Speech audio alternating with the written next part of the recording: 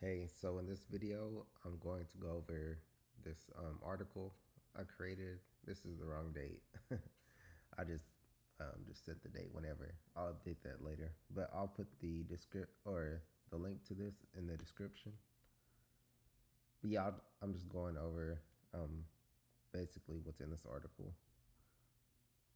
So any code you can get here, and it's the full code. So it's on my website.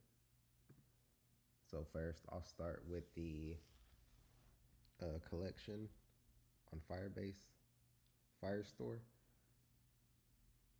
So they're the same. I have a description, a geo point, image URL, latitude, longitude, and title.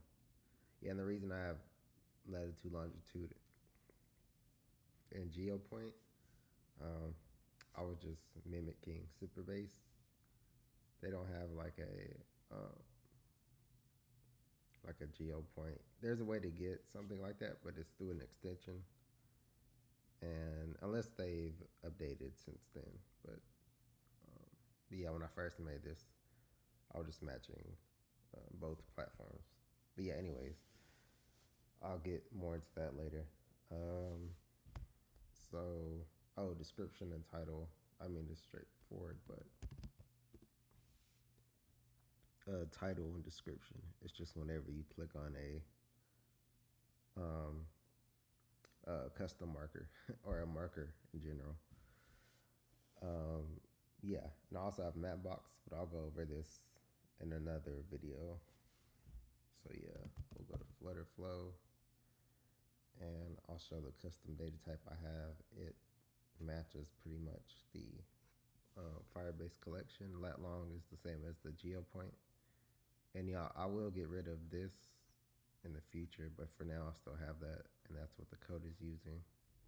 All right, and also in Firebase, you'll need to create a collection and call it place. I've already done that, and then you'll just put the same properties. So title, description, latitude, longitude, image URL, and geopoint. And yep, I just mapped geopoint to lat long. And I believe that's how they're able to map um, out of the box. So if you look at the Firestore, I think that's how we have has geopoint, and then yeah, they were just able to map it like that. But yeah, yep, um, yeah. And so I also have this custom function to map these places. So um, yeah, I have an argument called places, which is a list of place documents. And I have a return type, which is the list of our custom place data type. So if you see here, I'm going through our Firebase, or yeah, basically our places in Firebase, and I'm mapping them to our custom data type. And then you see I'm setting lat long, but I'm just not using this in the custom widget yet. So yeah, but yeah, in the future this will be removed. And yeah, what else? So yeah, next we'll go to this page. So now I have a dependency page. I believe it was called homepage copy, and I just didn't like that name. And so yeah, I'm not sure if we even need this. I'm pretty sure we do. But yeah, anyways, if you don't remember, we had to put the Google map and any like custom images we want to be included in our project. Yeah, I believe they have a settings for including all of your custom assets, but not Google Map. So when you include this, they'll automatically set up like the keys and everything. So yeah, that's just to go over that again. And then first, I have a data type items list data type, which is basically a page state variable for our custom place data type. And we set this after we make a query from Firebase. So I have this parallel actions. This is Superbase, so I'll disable. On this right side, I have Firebase. And this is from the custom template in case you're wondering. So you can reuse this. Um, this probably won't be approved by then when you see this video, but yeah, I'll walk you through it. Anyways, so yeah, this first one is an action block I have. Really have a whole action block for this, but yeah, anyways, we'll go to this action block. All I'm doing is querying the place collection. And I just order it by the title of sending, and I return Firestore data list as an action output variable. Then I click this, and it'll give you like return value, add a return value, which I've already done. But yeah, you click that, and you just click this on.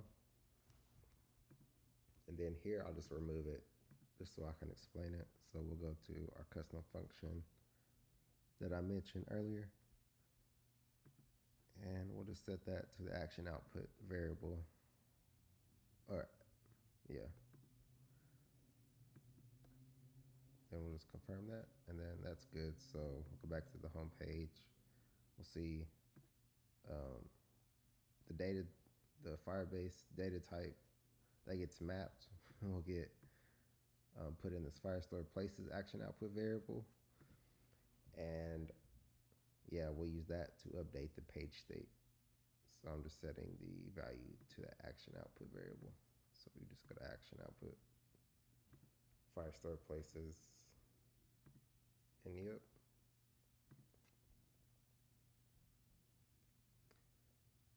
I guess one thing I don't have here is like the map type. Like, I think Flutter Flow has that built in. But yeah, anyways, they also, I noticed Google Maps also has a lot more